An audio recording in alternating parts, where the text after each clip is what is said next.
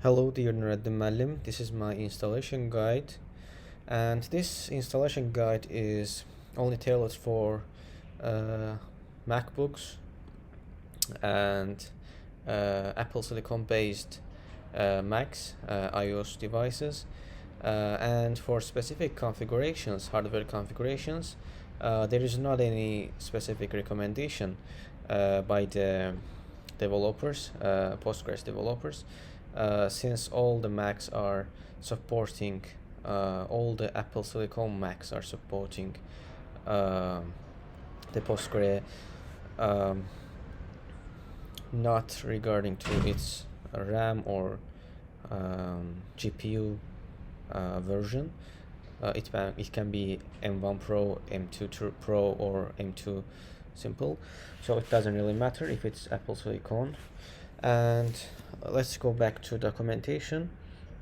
Here we should first visit this website, and when we click on this, it directs us to here, and then we need to install the installer one. So, and in here we have the latest version for macOS X. It supports both of them, I guess, but it's for Apple Silicon. It's okay for Apple Silicon. It will download us a DMG file, and let me just stop the recording, then I will come back. And yes, when it is done, we should just need to get in .dmg installer package. um, it should be on downloads folder, of course, but depends.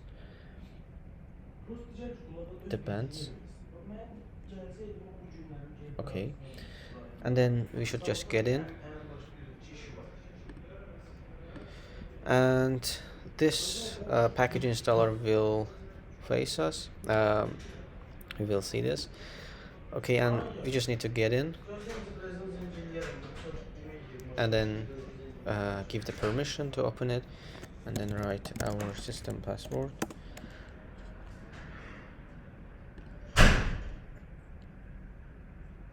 And then the next, we should click the next button to start our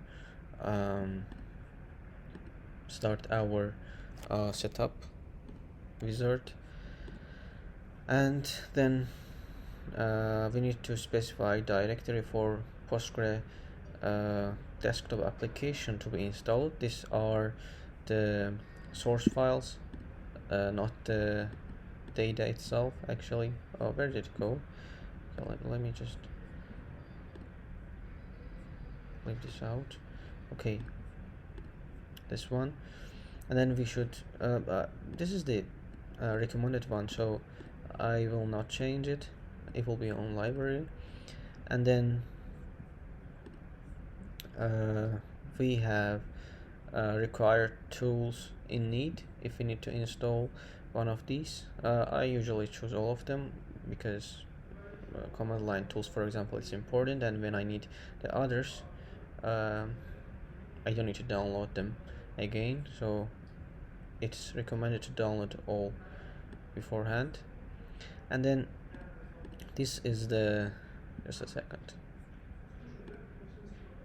Okay, something happened. Anyway, and okay, where it is? Okay, I put the same screenshot in here actually, but I will change it in the documentation. I will edit it. In here actually there should be this one. This is the place where the data, the tabular data, the data related to our project will be stored. So this is not the source code of the Postgre. This is the things that we will save because of the project data. These are the project data, the place where they will be submitted, stored. Okay, then we have super user password in here, and remember that we shouldn't forget this, because we will need it each time we use the server, so we should keep in mind this. And then when we click next, there is a port number. This is the default port number that will be listened by our Postgres server. Conventionally, Postgres server port is 5432, so it will be good to keep it like this, so that we will not have any problem in the future. So, and then after this part, we can safely skip the other parts, because these are not really important. Okay, this is not also important. And when we click next, then I will stop the recording. Okay, when it's done, it just goes to our application folder, and then we just click on finish in here, and then it's just permission. We just need to go to Postgres application, and then let it to open, and we can use it directly. We can add a new server in here, and port 5432 is in use, so I will change the port for demonstration purposes, and the name, for example, new server 3. Okay, when I create the server,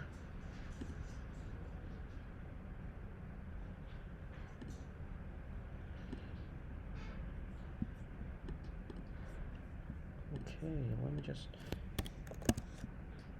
okay, when we finish the download, after clicking finish, we should check the application folder, and in here